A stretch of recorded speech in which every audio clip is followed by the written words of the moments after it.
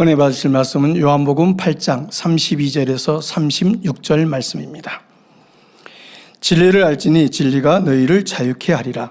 저희가 대답하되 우리가 아브라함의 자손이라 남의 종이 된 적이 없거늘 어찌하여 우리가 자유케 되리라 하느냐. 예수께서 대답하시되 진실로 진실로 너희에게 이르노니 죄를 범하는 자마다 죄의 종이라. 종은 영원히 집에 거하지 못하되 아들은 영원히 거하나니 그러므로 아들이 너희를 자유케 하면 너희가 참으로 자유하리라. 아멘. 오늘 수요 예배는 일본 동경 타바타 만민교회 담임이신 정경태 목사님께서 설교해 주십니다. 목사님은 1999년 6월 일본 선교사로 파송받아 25년간 일본에 선교의 복음을 전하기 위해 힘써 오셨습니다. 오늘 본교회 하계 수련회 참석자 입국하여 진리의 자유라는 제목으로 말씀 증거하실 때 큰 은혜 받으시길 바랍니다. 나오셨는데 우리 할렐루야로 맞이하며 말씀 듣도록 하겠습니다. 할렐루야. 할렐루야.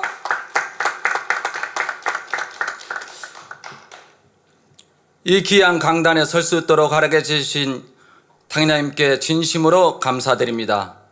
또한 오늘 이 시간까지 중보기도를 쉬지 않고 올려주신 모든 성도님들께 깊은 감사를 드립니다. 무엇보다 저와 여러분이 이 자리에 함께 예배드릴 수 있게 된 것은 원로 목사님을 만나게 해주신 하나님의 크신 은혜가 있었기 때문입니다. 그 은혜가 오늘 이 시간을 허락해 주셨고 저의 지난 신앙의 여정을 돌아보게 하며 이 시간이 얼마나 귀하고 소중한지를 느끼게 해주셨습니다. 특별히 단열철야의 본을 보여주시며 기도의 삶으로 인도해 주신 이봉희 원장님의 사랑과 헌신을 통해 저 또한 기도의 사람이 될 수 있었고 이 자리까지 인도하신 것은 전적으로 주님의 은혜였음을 고백합니다. 모든 영광을 하나님께 올려드립니다. 오늘은 요한복음 8장 32절 말씀을 중심으로 제 간증과 함께 은혜를 나누고자 합니다. 저는 만민교회에서 일본 선교사로 파송받은 지 올해로 25년이 되었고 오늘 이 강단에 서기까지 정확하게 25년이라는 시간이 걸렸습니다. 이 시간은 제게 기도의 응답이자 하나님의 사랑의 분명한 증거입니다.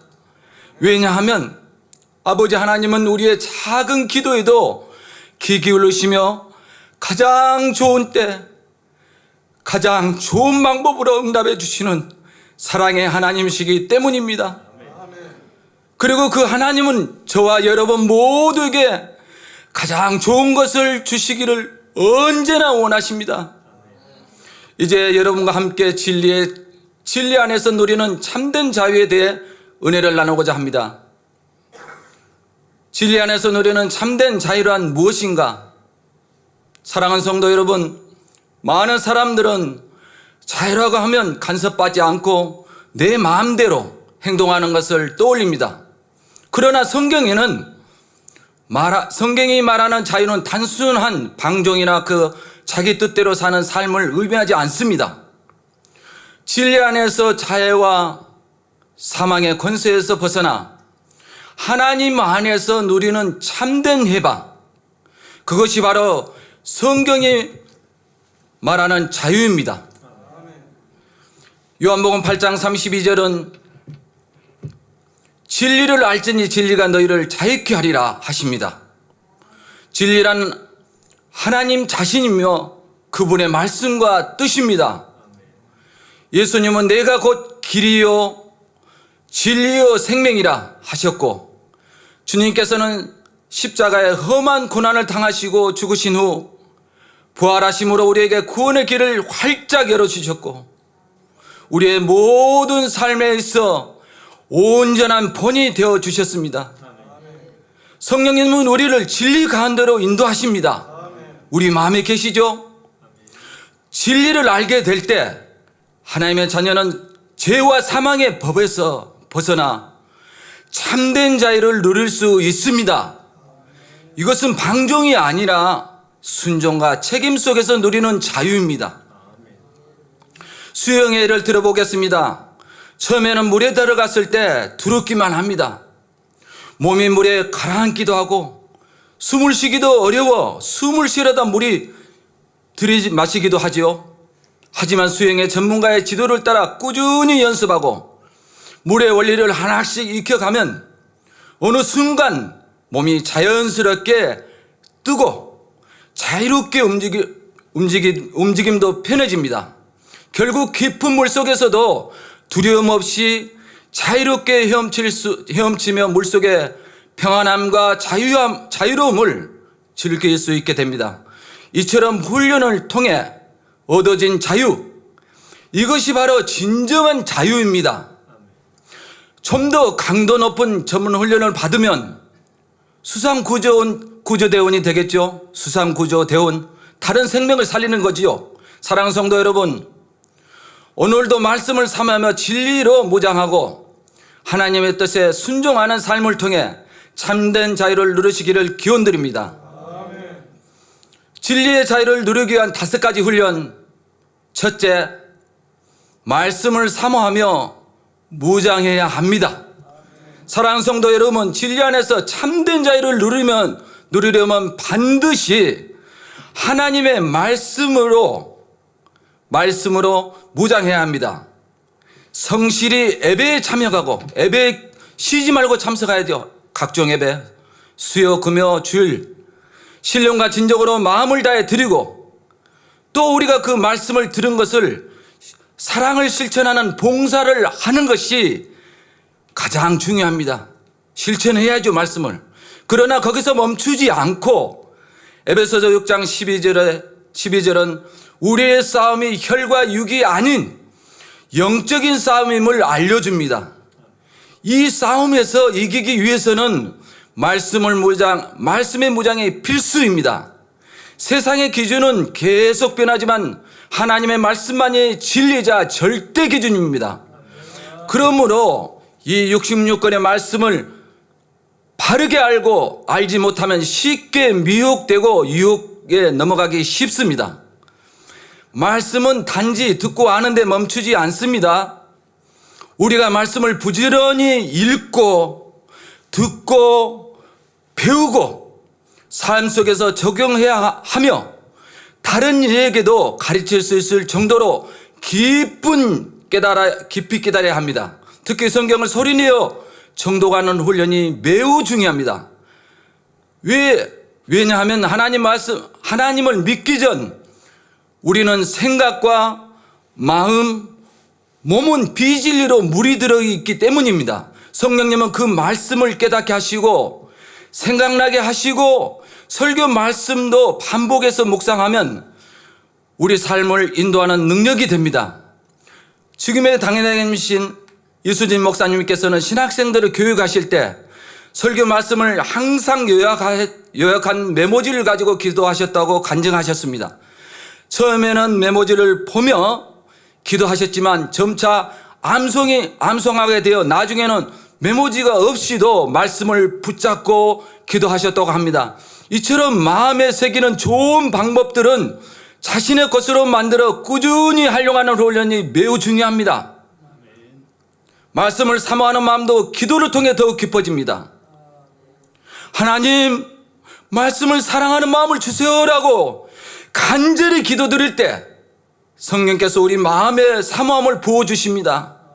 사랑하는 성도 여러분, 우리의 최종 목표는 아버지 하나님 보좌가 있는 새 예루살렘입니다. 이 세상 유혹과 바쁜 삶 속에서도 그 방향을 잃지 않기 위해 우리는 말씀으로 무장해야 합니다. 말씀은 우리의 영적인 무기입니다. 여러분, 무기가 얼마나 중요합니까? 무기를 잘 써야 되죠. 진리 안의 자유를 이루는 능력입니다. 말씀으로 무장하는 것이 승리의 비결입니다. 진리의 자유를 누리기 위한 5가지 훈련. 둘째, 어린아이처럼 순수하게 순종해야 합니다.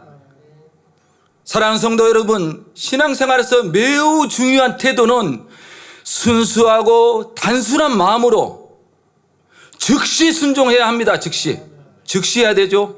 성경은 참된 믿음은 반드시 행함으로 나타내야 한다고 말씀합니다.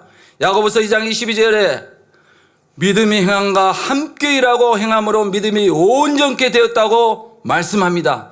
우리는 말씀을 들을 때 자신의 생각이나 계산을 앞세우지 말고 하나님께서 지키라 하면 지키고 버리라 하면 버리는 영적인 어린애같이 마음으로 따라야 합니다. 이처럼 작은 것에 무조건 순종하며 한 걸음 한 걸음 나아가면 우리의 삶도 점점 변화됩니다. 때로는 나는 안 돼, 해도 소용없어 라는 생각과 게으름이 나는 아니람에 머물러 있지만 그럴수록 순종할 수 있는 마음을 달라고 간절히 기도해야 합니다. 성령님은 그런 마음을 감동시키시고 순종할 수 있는 힘을 주십니다. 마태복음 18장 3절에 예수님은 어린아이와 같이 되지 않으면 천국에 들어가지 못한다고 말씀하셨습니다. 영적인 어린아이는 단순하고 교만하지 않으며 진리를 기쁘게 받아들입니다. 우리도 그런 마음으로 말씀 앞에 겸손히 서고 기쁨으로 순종할 때 더 좋은 천국을 힘써 침노하며 소유하게 될 줄 믿습니다. 진리의 자유를 누리기 위한 5가지 훈련. 셋째, 쉬지 말고 기도해야 하며 불같은 기도의 습관을 가져야 합니다. 사랑하는 성도 여러분, 기도는 믿음의 열매이자 순종의 행함이며 반드시 훈련해야 할 영적 삶의 핵심입니다. 예수님도 새벽부터 밤까지 끊임없이 기도하시며 모든 사역을 시작하시고 마무리하셨습니다. 순종하는 자에게는 하나님은 선한 길을 인도하시며 책임지십니다. 원로 목사님도 저는 하나님을 믿기에 어떤 명령에도 이유를 대지 않고 오직 순종했습니다. 그 믿음을 기뻐하시고 항상 합력하여 선을 이루어 주셨습니다 라고 고백하셨습니다. 진리 안에서 자유는 말씀과 기도가 함께 할 때 완성됩니다. 말씀은 거울 같고 기도할 때 성령께서 우리 마음에 계신 성령께서 인도하심으로 말씀을 삶에 적용하는 지혜와 능력을 얻게 됩니다. 성경이 말하는 불같은 기도는 성령의 감동 가운데 드리는 뜨거운 기도입니다. 성령께서 우리 기도를 인도하시고 하나님의 뜻에 합한 기도를 능하게 하십니다. 마태복음 18장 19절에 두 사람이 합심하여 구함은, 여기서 말하는 두 사람은 사람이 아닙니다. 내아와 기도하는 사람과 그 안에 계신 성령님, 저와 여러분에 계신 성령님을 의미합니다. 성령과 연합된 기도를 의미합니다. 억지나 의무가 아닌 사랑과 믿음으로 불같이 기도할 때 하나님의 능력과 응답이 우리 삶에 임할 줄 믿습니다. 진리의 자유를 누리기 위한 5가지 훈련. 넷째, 사명을 충실히 감당하되 인내하며 열정을 쏟아야 합니다. 열정을 쏟아야 합니다. 사랑하는 성도 여러분, 진리 안에서 자유를 누리기 위해 우리는 하나님께서 맡기신 사명을 충실히 감당해야 합니다. 고린도전서 12장 12절에 지체는 많으나 한 몸이라고 말씀합니다. 우리는 각기 다른 역할을 가진 지체이지만 모두 함께 하나님 나라를 세우는 동력자들입니다. 사명은 단지 교회 직분만이 아닙니다. 우리가 속한 가정, 직장, 교회, 고난의 자리까지 여러분이 연단을 받은 그 자리죠. 모든 삶의 현장이 사명의 자리입니다. 디모데전서 3장 13절은 직분을 잘한 자들은 아름다운 지위와 믿음의 담력을 얻는다라고 말씀합니다. 사명은 우리를 성숙하게 하고 담대하게 만듭니다. 또한 요한계시록 22장 12절에 각 사람에게 그가 행한 대로 갚아주시리라고 약속하십니다. 하나님의 약속이죠. 우리는 썩을 면류관이 아닌 썩지 아니할 영원한 상급을 위해 달려갑니다. 믿음과 소망, 사랑으로 사명을 감당할 때 그것은 결코 의무가 아닌 기쁨이 됩니다. 처음에 받은 주님의 사랑과 충성을 끝까지 지키는 것이 진정한 사명자의 모습입니다. 잠언 25장 13절에 충성된 사자는 그 주인의 마음을 시원케 하느니라. 더운 여름날에 마시는 냉수가 얼마나 시원하고 갈증을 해소주는지 여러분들은 잘 아십니다. 그와 같이 충성된 자는 하나님 곧 주인의 마음을 시원케 해드릴 수 있습니다. 우리 모두 주인 되신 하나님의 마음을 시원케 해드리는 충성된 일꾼이 되시기를 바랍니다. 사랑하는 성도 여러분, 지금 여러분이 있는 그 자리가 사명의 자리입니다. 왜 우리는 이 길을 달려가야 할까요? 다시 말하면 왜 믿음의 행보를 계속해야 할까요? 그럼 언제까지 해야 할까요? 빌립보서 2장 16절에 그리스도의 날에 나로 자랑할 것이 있게 하려 함이라고 말씀합니다. 우리의 목적은 오직 주님 앞에 잘하였도다 착하고 충성된 종아라고 말씀을 듣기 위함입니다. 진리의 자유를 누리기 위한 5가지 훈련. 다섯째, 자신의 마음과 생각을 다스리는 훈련을 매일매일 해야 합니다. 사랑하는 성도 여러분, 진리의 자유함을 누리기 위해 반드시 필요한 것이 있습니다.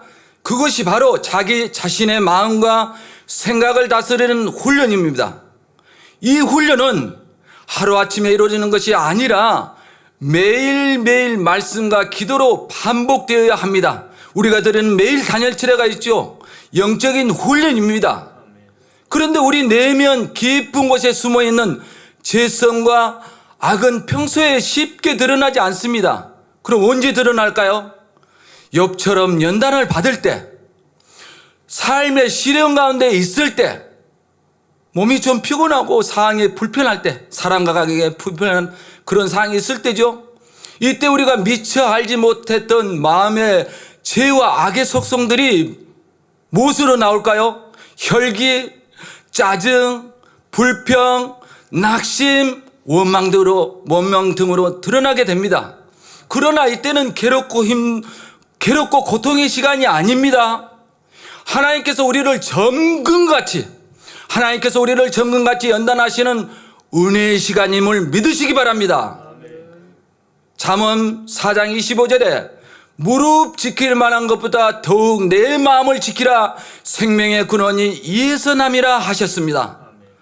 항상 자신의 마음을 점검하고 진리 안에서 자기를 다스리는 믿음의 훈련자가 되시기를 주님의 이름으로 기원드립니다. 사랑하는 성도 여러분, 말씀 순종, 기도, 사명, 마음의 다스림, 이 5가지 진리의 자유함으로 들어가는 열쇠입니다. 열쇠. 진정한 자유는 예수 그리스도를 통해 주어지며 에베소서 4장 13절에 또한 우리가 다 하나님의 아들을 믿는 것과 아들 예수 그리스도죠.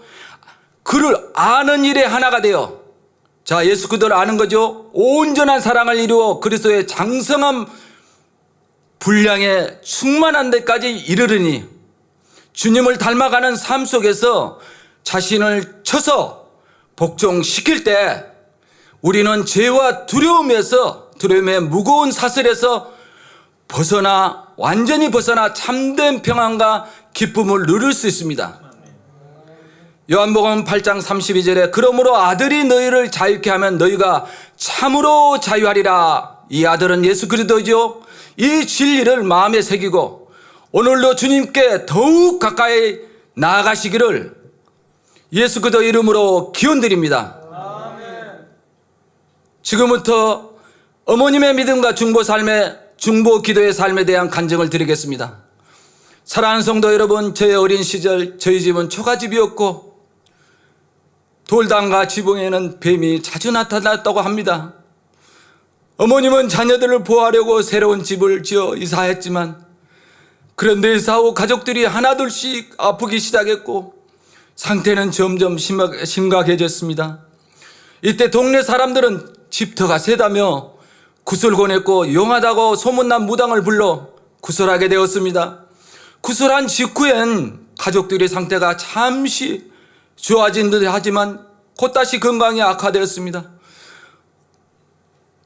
어머님은 결국 그 무당을 찾아가 왜 우리 가족 건강이 나아지지 않느냐라고 물었습니다.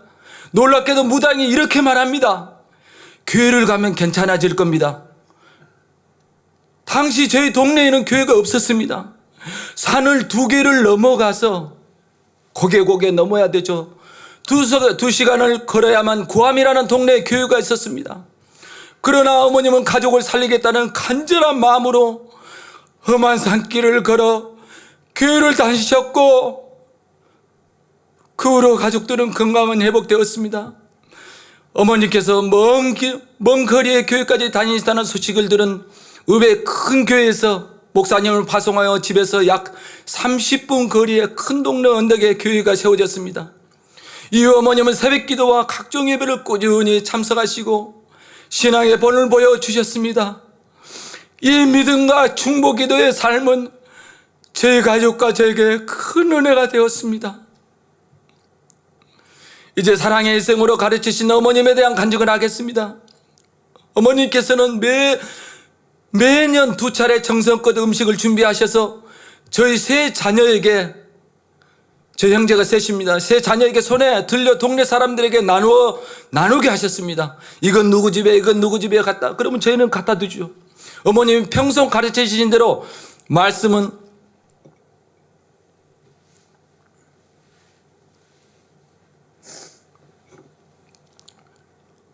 다음과 같았습니다. 친구가 때리면 맞아주고 용서하라. 손해보더라도 남을 위해 희생하라. 떨어진 물건은 주어서는 안 된다. 어디에 있든 충실하고 공헌하는 사람이 되어라. 남에게 해가 되는 일을 하지 마라. 받은 은혜에 보답하는 사람이 되어라. 이 말을 들은 어린 시절에 저는 불만이 많았습니다. 손님이 가져온 귀한 음식들을 어머니께서 동네 사람들과 나누고 나면 지나갈 사람 불러서 다 나눠 먹어버리는 거죠.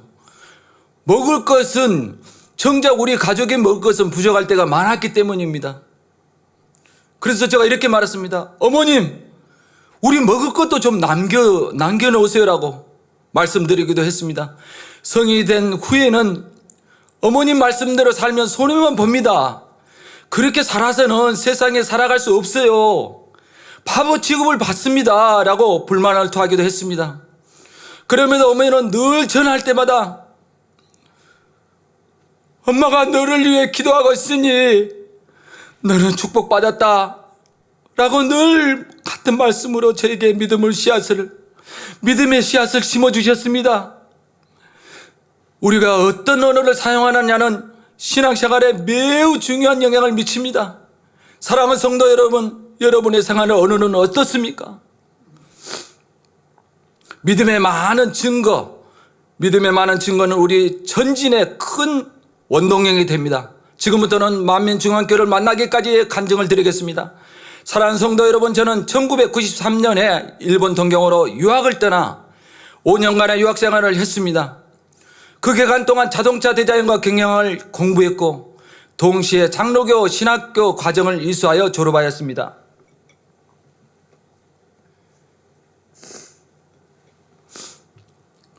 인생을 살아가면서 우리는 기쁜 일도 많고 많이 경험하지만 때로는 도저히 알 수 없고 힘든 일도 막 다스리게 됩니다.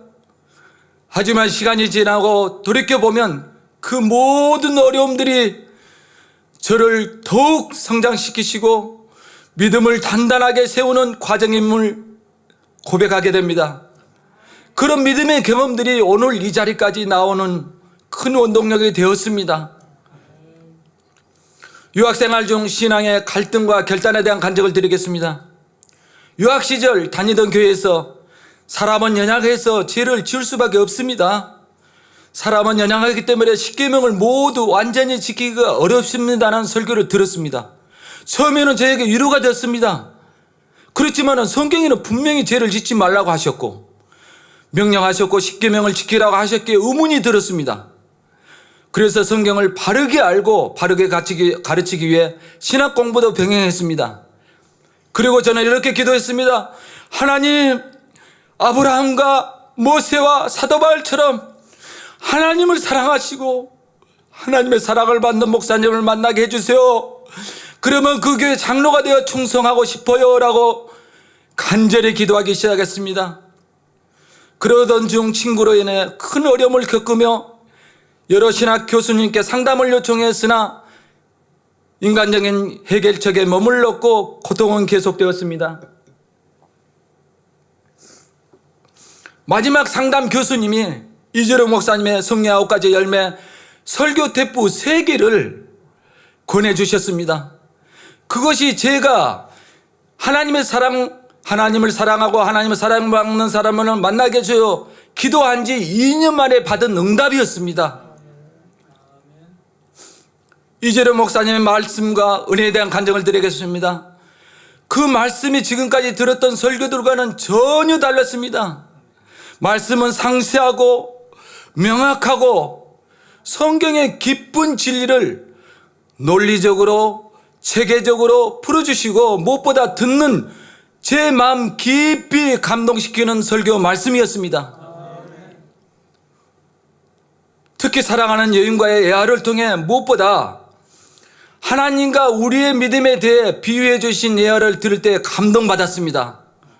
사랑하는 여인이 추운 겨울에 공원에 벤치에 앉아 대화를 나누지만 서로가 사랑하기 때문에 추위도 느끼지 못하고 오랜 시간 데이트를 하고도 이제 각자 집으로 돌아가서 또 전화로 다시 사랑의 대화를 하는 것처럼 우리가 하나님을 사랑하면 십계명을 지키는 것도 성경의 말씀대로 사는 것도 어려운 것이 아니고 너무너무 쉽다고 하시는 것입니다. 이 말씀을 들을 때 답답했던 제 가슴이 벙 뚫리는 눈이 번쩍 뜨이는 느낌을 받았습니다. 십계명을 지키는 것이 얼마나 자연스럽고 쉬운 일인지 깨달았습니다. 성결의 복음을 테스트함과 기도의 응답에 대한 간증을 드리겠습니다. 저는 이재룡 목사님 설교가 정말 진짜인지 성경과 합한 말씀인지 직접 확인해 보자 라는 마음으로 말씀을 테스트해 보았습니다. 시험해 보았다는 것이죠. 그러던 중 그 말씀의 은혜를 구역 식구들과도 함께 나누고 싶다는 마음이 들었습니다. 저는 당시 구역장으로서 사명을 감당하고 있었기에 이재룡 목사님의 설교 말씀을 간략히 요약하여 구역 식구들에게 가르치고 각자 가장 시급한 기도 제목을 놓고 간절히 기도하기 시작했습니다. 그렇게 기도하기 시작해서 3개월이 되었을 때 놀랍게 구역 식구들 모두가 각자 기도 응답을 받게 되었습니다. 그것만이 아닙니다. 저 또한 사람의 힘으로는 도저히 해결할 수 없었던 친구로 인한 큰 문제를 하나님의 전능하신 손길로 완전히 해결받은 놀라운 은혜를 체험했습니다. 그리고 저는 급하게 서울 만민교회에 연락을 하여 십자가의 도의 비디오 테이프와 각종 설교 카세트 테이프 말씀을 구입하여 신학생들과 은혜를 나누었습니다. 이를 통해 설교 말씀이 참됨을 더욱 확신하게 되었습니다. 한국에 잠시 귀국했을 때 구역 식구들의 부모님들이 자녀들의 변화에 감사를 전하며 식사 대접까지 하는 은혜가 있었습니다. 시간이 흐를수록 말씀과 기도에 대한 갈급함이 점점 깊어졌습니다. 결국은 일본 유학 시절 마지막 1년을 앞두고 저는 생활의 기반을 다지기 위해 시작했던 잘 나가던 사업도 정리하게 됐습니다. 무엇보다 저에게 중요한 것은 하나님 안에서 참된 신앙생활을 바로 세우는 것이 제게 가장 중요하다는 마음이 들었기 때문입니다. 만민교회 등록과 말씀에 대한 갈급하다는 갈증을 드리겠습니다. 일본 유학을 마친 후 저는 서울 만민중앙교회 신앙생활을 제대로 하고 싶다는 간절한 소망을 품고 기쁨과 기대 속에 귀국하게 되었습니다. 그리고 마침내 1998년 6월 오늘 수예배지요? 수예배제 참석하여 등록했습니다. 만민교회에 등록하게 되었습니다. 등록 후에는 모든 예배에 빠짐없이 참석하고 매일 단일철에 참석하며 믿음의 생활에 온전히 전념했습니다. 주일 저녁 예배에는 특히 금요천하라 주일 저녁 예배 그때입니다. 자주 지저스 찬양이 불러졌습니다. 그 찬양조차도 제 마음을 사로잡고 은혜로 가득 채웠습니다. 예배 중에 2층 뒤편에 앉아 말씀을 들을 때, 제가 이거 다니죠. 저쪽 본당의 뒤편이죠. 뒤편에 앉아 있을 때 강단에서 선포하시는 이재룡 목사님의 음성과 설교에 진실함이 제 마음속 깊이 울렸습니다. 마치 목사님의 마음속 깊은 곳으로 제가 빨려 들어간 느낌을, 강한 감동 속에 저도 모르게 빨려 들어간 느낌이었습니다. 이분은 왜 이렇게 진실하실까? 라는 고백이 입에서 절로 흘러나왔습니다. 설교 시간이 길었습니다. 그렇지만 전혀 지루하지 않았습니다. 오히려 시편 19편 10절 말씀처럼 금과 곧 많은 순금보다 더 사모할 것이며 꿀과 송이꿀보다 더 달도다. 그 말씀 그대로 설교가 제게 꿀처럼 달게 느껴졌습니다. 더 듣고 싶고 더 가까이 하고 싶은 간절함과 말씀에 대한 갈망이 제 마음속 깊이 차올랐습니다. 이제 어머님과 함께 단열차례 기도의 은혜에 대한 간증을 나누겠습니다. 그 무렵 저는 신대방 신학교 근처에 거주했습니다. 여기서 좀 가깝죠. 1분 단위죠. 1분 거리. 거주하고 있었는데 시골에 계시던 어머님을 서울로 모셔 함께 한 달 동안 정도 지내며 매일 본교 예배와 단열차례에 함께 참석하였습니다. 설교 말씀이 너무 좋으니까 어머니가 좀 들려주고 싶었죠. 나누고 싶고. 그래서 어머님께서는 예배 말씀을 들으시며 이렇게 말씀했습니다. 설교가 참 이해하기 쉽고 너무 은혜스럽다. 참 좋은 길을 만나 복되다. 라고 감격에 찬 고백을 저에게 했습니다. 저는 어머님과 함께 단열철학 기도에 나란히 참석하여 성경에 말하는 부르짖어 기도하는 말씀에 순종한다고 주여 주여 주여 하고 목청 다해 뜨겁게 부르짖으며 온 힘을 다해 기도했습니다. 긴 교회 의자에 무릎을 꿇고 양손을 흔들며 간절히 기도하니 그 다음에는 이렇게 기도했죠. 의자에 앉아서 주여 하고 이렇게 기도했죠. 덜컹덜컹 소리가 나며 흔들릴 정도로 힘있게 기도를 하였습니다. 기도가 끝나니 어머니께서 웃으시며 말씀하셨어요. 너가 얼마나 세게 흔들었던지 사람들이 다 너를 피해 저리 가버렸다. 저리 가버렸어. 그리고 덧붙이시기를 이렇게 기도하니 기적이 일어날 수밖에 없겠다. 이렇게 말씀하셨습니다.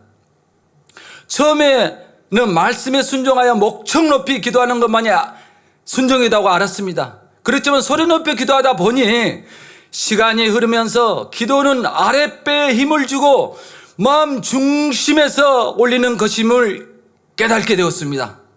순종하니까 그렇게 됐겠죠. 그 후로 기도의 방법과 자세, 마음가짐이 달라지게 되었습니다. 지금부터는 성경의 부르심과 결단에 대한 간증을 드리겠습니다. 그러던 어느 날 저는 강대상 맞은편, 같죠? 지금 여기하고 저 반대편 2층에 예배드리는 중에 이재룡 목사님의 설교 말씀을 듣고 있었습니다. 그날 목사님의 설교 중에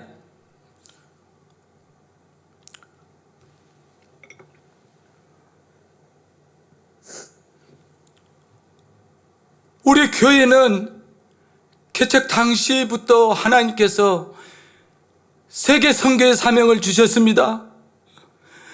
그 순간 저 아랫배부터 온몸이 뜨거워지고 성령의 불이 임했습니다. 제 마음과 생각이 완전히 뒤바뀌는 강한 성령의 감동에 몰려왔습니다. 그때 제 마음 깊은 속에서 울리는 어떤 음성과 같은 감동이었습니다. 그때 제 마음속의 깊은 곳에서 지금까지 너 자신을 위한 목표는 다 이루어 보았다. 하지만 주님께 받은 은혜가 너무 크니 이제는 그 은혜를 갚아야 하지 않겠는가? 그 음성이 들렸고 그 감동 앞에 저는 강한 의지를, 제 마음을, 생각을 강하게 절제를 해보았습니다. 워낙 제가 그런 훈련을 많이 해봤기 때문에 강한 절제를 해봤죠. 또 절제한 이유가 있습니다. 일본에 너무 좋은 기회를 만나서 두 번 다시 일본에 가지 않다고 결심을 했기 때문입니다. 그 후에도 이재룡 목사님께서 선교에 대한, 세계 선교에 대해 말씀하실 때마다 동일하게 성령의 불이 반복적으로 저에게 임했습니다.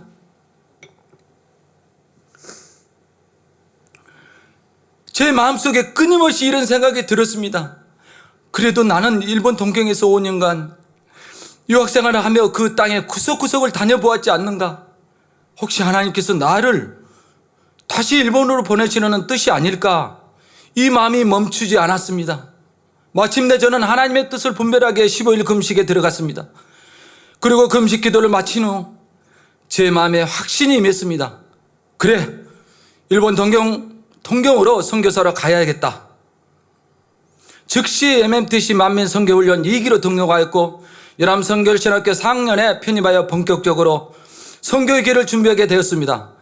이 모든 과정은 하나님께서 제 기도를 응답하시고 진리 가운데로 인도하시며 선교의 길로 부르신 은혜였음을 고백드립니다. 일본 동경 선교사 파송과 출발에 대한 간증을 드리겠습니다. 1999년 6월 본계로부터 일본 선교사로 파송받아 11월에 출국했습니다. 그때 원로 목사님께서 저에게 특별히 당부하신 말씀이 있었습니다. 어려움이 있을 때 사람을 의지하지 말고 하나님께 믿음으로 간절히 기도하여 응답을 받으세요 라고 말씀해 주셨습니다. 저는 그 말씀을 마음 깊이 새기며 명심했습니다. 지금부터는 기도로 세워진 일본 동경 타바다 만민교회에 대한 간증을 드리겠습니다. 교회를 개척하기 전까지는 3번을 이사를 하였습니다. 무엇보다 마음껏 부르짖어 기도할 수 있는 장소가 없었습니다. 그래서 큰 어려움이었습니다. 그러던 중에 저는 자동차로 2시간 거리인 요코하마 바닷가에 가서 바다 위에 방석을 깔고 무릎을 꿇고 간절히 기도했습니다. 무려 3개월 동안 계속했습니다. 특별히 교회를 개척할 장소에 대해 구체적으로 기도 제목을 정해 기도했습니다. 첫째, 보증인이 없이 계약할 수 있는 곳. 둘째, 마음껏 부르짖어 기도할 수 있는 장소. 셋째, 보증인과 월세가 저렴한 곳. 그리고 마침내 2000년 4월 29일 하나님께서 모든 기도 제목이 응답된 장소를 허락해 주셨습니다. 그곳은 보증인이 없이 계약이 가능했고 큰 소리로 단열 차례를 해드려도 문제가 없는 장소였습니다. 성전의 크기는 다다미 10조 방 약 4.9평 정도였지만 기도로 준비된 장소였기에 감사와 감격이 컸습니다. 주인 할머니께서는 본인의 아들의 며느리도 외국인이기 때문에 저희 처지를 이해해 주시며 말씀하셨습니다. 당신들도 외국에서 어려움이 많을 텐데 내가 편리를 봐줄게요 하시며 계약을 허락하겠습니다고 말씀하셨고, 더 놀라운 일은 저희보다 먼저 계약을 신청한 손님들이 있었다는 거죠. 할머니께서는 직접 그 손님들에게 연락하여 계약을 취소하고 저에게 양보해 주셨다는 겁니다. 일본에는 그렇게 하지 않습니다. 손님이 먼저 거절을 해야지 주인이 오케이 해주는 겁니다. 그 순간 하나님께서 직접 역사했다는 것을 확신하게 되었습니다. 일본에 갔을 때 선교 초창기에 나고야 만민교회 도끼교회 목사님과 미야코 목사님이 선교의 복음을 너무너무 사모하셔서 연락이 왔고, 두 분은 함께 은혜를 나눌 수 있는 말씀 자료를 간절히 요청하셨습니다.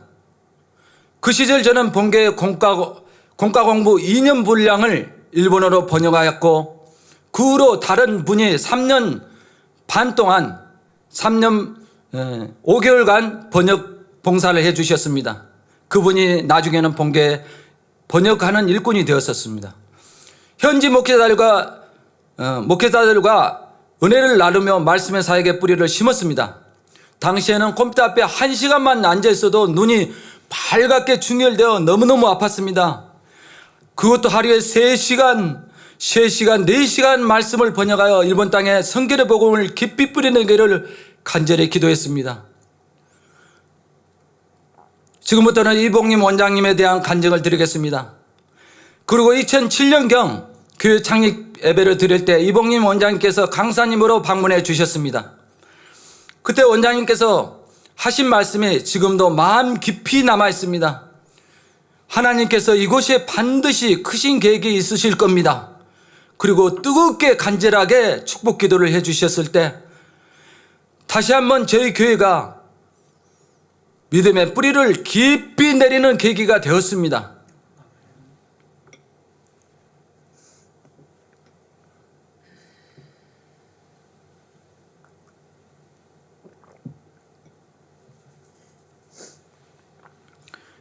지금부터는 일본 나고야 미라클 컨벤션에 대한 간증을 드리겠습니다. 2000년 9월 14일, 15일 일본 나고야 항만회관에서 이재로 목사님 초청 나고야 미라클 컨벤션이 열렸습니다.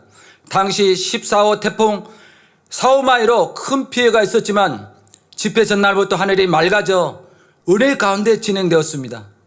첫날에는 창조주 하나님, 둘째 날 오전에는 예수님이 왜 우리의 구세주가 되시는가, 둘째 날 오후에는 치료하시는 여호와라는 제목으로 구원의 복음과 하나님의 능력을 선포하시고 단에서 뜨겁게 환자 기도를 해 주셨습니다.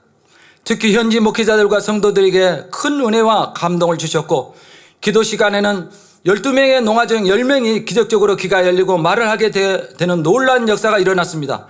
이 현장은 성경의 기적이 오늘날도 살아있음을 증명하는 은혜의 시간이 되었습니다. 인터넷 생방송과 간증 접수에 대한 말씀을 드리겠습니다. 저는 이 성회의 방송 송출과 간증 접수를 담당했습니다. NTT 담당자는 일본 현지에서 해외로 생방송하는 것이 처음 있는 일이라며 매우 놀라워했습니다. 간증 접수 과정에서 8분이 태어날 때부터 듣지 못하는 분, 어떤 분은 사고로, 어떤 분은 열병으로 일어서 청력을 잃으신 분 등 다양한 사연의 농아분들이 오셔서 감사와 기쁨의 간증을 해주셨습니다.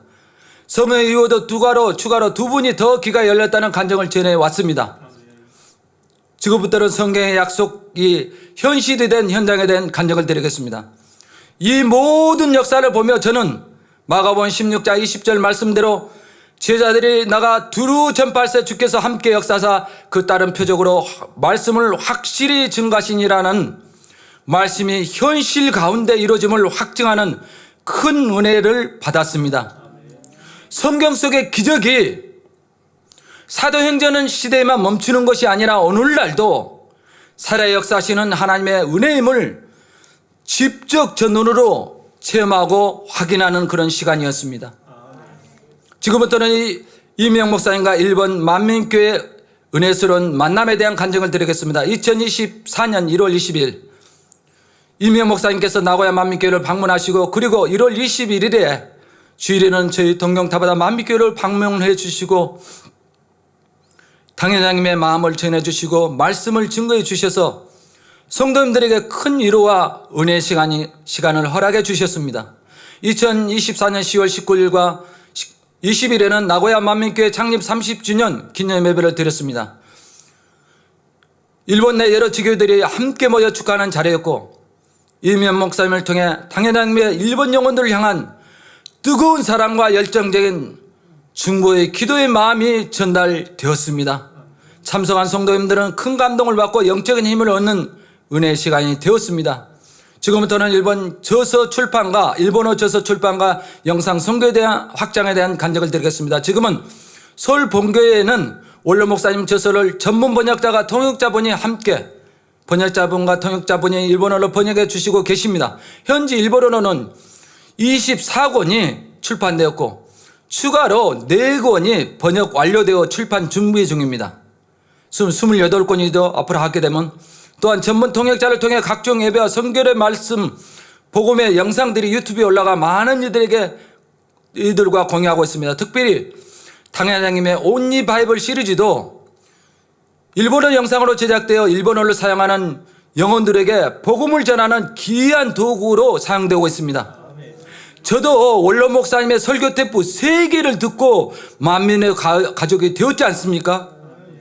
2000년도 개척 당시 간절히 기도했던 기도 제목이, 그 기도가 19년이 지나고 20년, 21년, 30, 25년 지금의 시간까지 응답의 열매로 나타나 성결의 복음이 일본어 영상 설교와 설교 저서 등 문서 선교 자료로 만들어 실제 사용될 수 있게 된 것은 저희와 저희에게는 큰 자산이자 축복입니다. 이 또한 원로 목사님과 지금의 당회님께서 방송 선교의 중요성을 깊이 깨달으시고 오랜 시간 동안 기도로 준비해 오신 귀한 열매물 고백드립니다. 본교와 일본 지교들의 연합과 단열철학 기도에서 간증을 드리겠습니다. 일본의 모든 지교는 본교와 함께 실시간으로 예배와 단열철학 기도를 드리고 있습니다. 특별히 당회님께서 단열철학 기도를 인도하실 때, 단열철학 기도에 함께 하실 때는 일본 현지에도 성령의 충만함과 은혜의 충만해지며 성도님들의 찬양과 기도에 뜨거운 열정이 넘칩니다.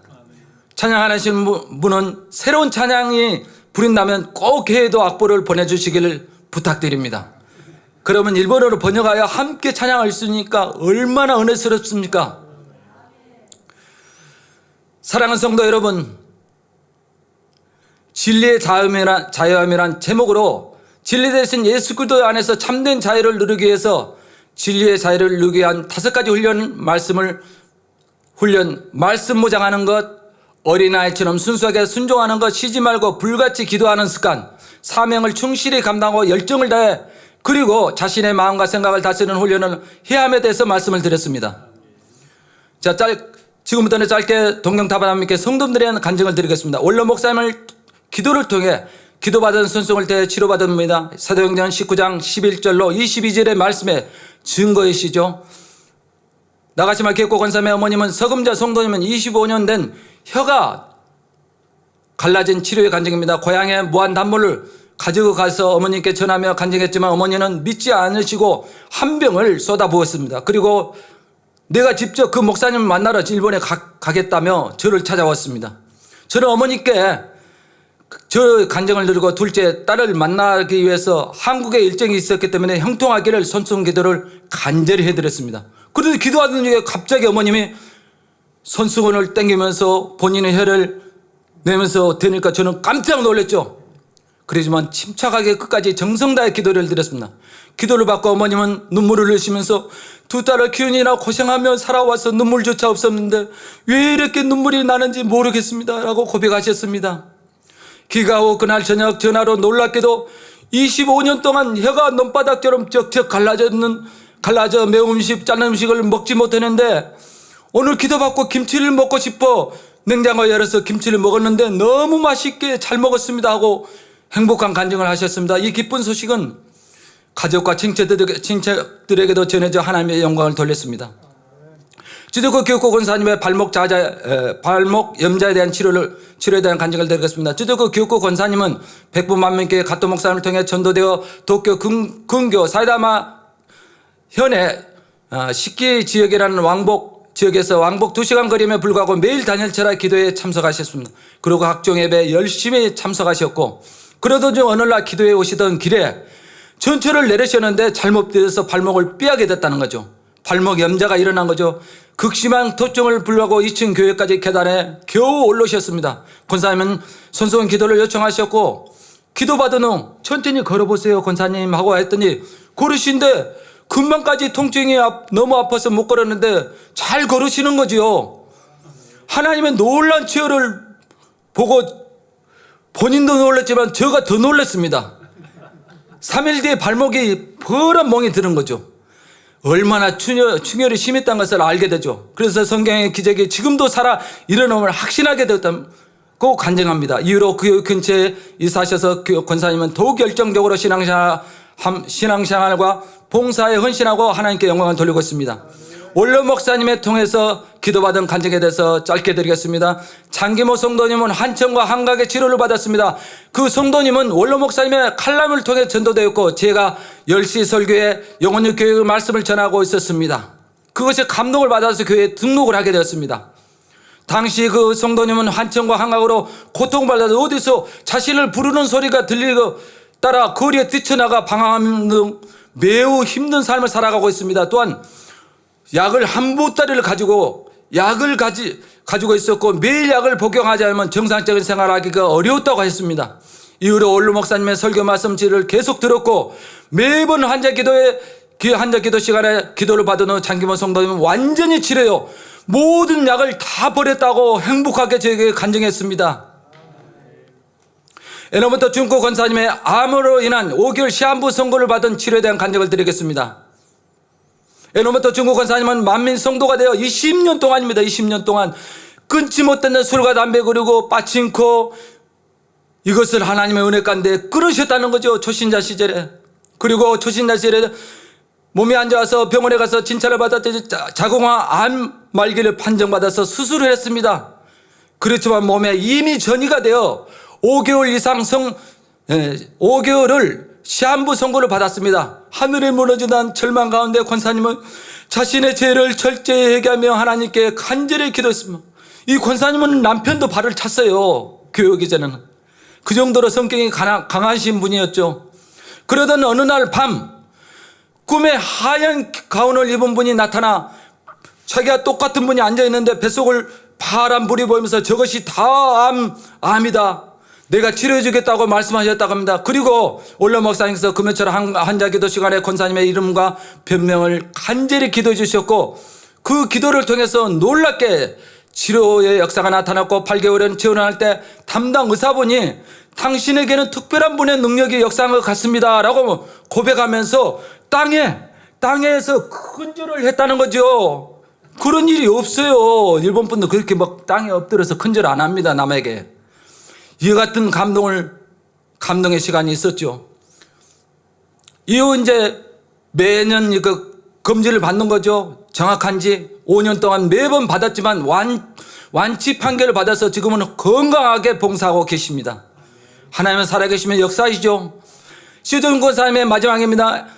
아버님의 S자로 굽은 허리가 치료받은 간증입니다. 시돈 권사만 정년퇴직후 일본에 귀국하여 저희 교회에서 신앙생활하고 있습니다. 여러분도 궁금하시죠? 항상 영상에도 보기도 하시고 지금도 번역과 통역으로 서울 본교에 큰 힘이 되고 계십니다. 일본에 귀국하는 얼마 지나지 않아 급히 집을 나가다가 발목을 젖질러 발목 염좌가 생겼습니다. 심한 상태에서 교회로 오셔서 손수기도를 요청했는데 제가 이제 기도를 해드렸어요. 기도 받고 그냥 걸어가시는데 걸어보니까 통증이 없는 겁니다. 권사님도 얼마나 놀랄 일입니까? 권사님의 아버님은 2006년도 본교회 창립예배 24주년을 방문해서 당시 허리가 S자로 굽었고 다리를 절면서 지팡이를 사용하지만은 그래야 됐죠. 원로 목사님의 기도를 받고 그 자리에서 S자로 굽은 혀가 즉시 펴지고 지팡이 없이도 걸으시는 걸로 얼마나 놀라운 은혜입니까? 이것은 성경의 기절을 직접 체험하고 목경할 수 있는 큰 축복입니다. 사랑하는 성도 여러분, 이번 수련을 통해서 하나님의 사랑과 주님의 사랑을 마음껏 체험하시고 당야님의 간절한 중보의 기도와 지금도 당야님을 통해 나타난 권능의 역사가 여러분의 믿음과 갈급하게 드려진 기도를 통해 나는 치료받았다, 응답받았다라고 성령의 불이 임하고 성령의 충만함을 입는 은혜의 시간이 되시기를 간절히 바랍니다. 우리가 성령에 충만해질 때 하나님께서는 예비하신 치료와 기도의 응답이 임하게 될 줄 믿습니다. 그리고 응답받고 삶의 터전으로 돌아가서는 여러분의 모습이 이전과는 다른 모습으로 살아가게 될 것입니다. 가정에서는 가족에게 더 따뜻한 말과 배려로, 직장에서는 동료에게 양보와 사랑으로, 이웃에게는 이해와 인내로 그리스도의 향기를 마음껏 전하는 삶을 살아가게 될 것입니다. 이번 수련회가 여러분의 믿음이 한 단계 더 성장하는 귀한 계기가 되기를 소망합니다. 그리고 남은 후반기의 삶 가운데 성령의 충만함으로 날마다 구원의 주님을 생각하시며 힘차게 전진하시기를 바랍니다. 자, 여러분과 함께 외쳐보겠습니다. 전진 세 번. 전진. 우리 주 예수 그리스도 이름으로 간절히 기도드립니다. 함께 말씀을 상고하면서 기도하겠습니다. 아버지 하나님 감사합니다. 오늘은 진리의 자유에 대한 말씀을 함께 은혜를 나눴습니다. 우리가 진리의 자유만 누리게 한 5가지 훈련 중에 첫째는 쉬지 말고 기도가 불같은 기도의 습관에 대해서 말씀을 드렸습니다. 아버지가 이런 말씀에 우리가 순종해서 우리가 열심히 순종해 나갈 때 하나님께서는 우리에게 생명되는 능력으로 심어줄 줄 믿습니다. 우리가 진정 하나님께 영광 돌릴 수 있는 삶으로 마음껏 영광 돌려서 이번 수련을 통해서 나는 하나님의 살아계심을 체험한 증인입니다 하고 담대하게 고백할 수 있는 저와 모든 성도님들 되시기를 간절히 기도합니다. 우리 주 예수 그리스도 이름으로 기도드리옵나이다. 아멘.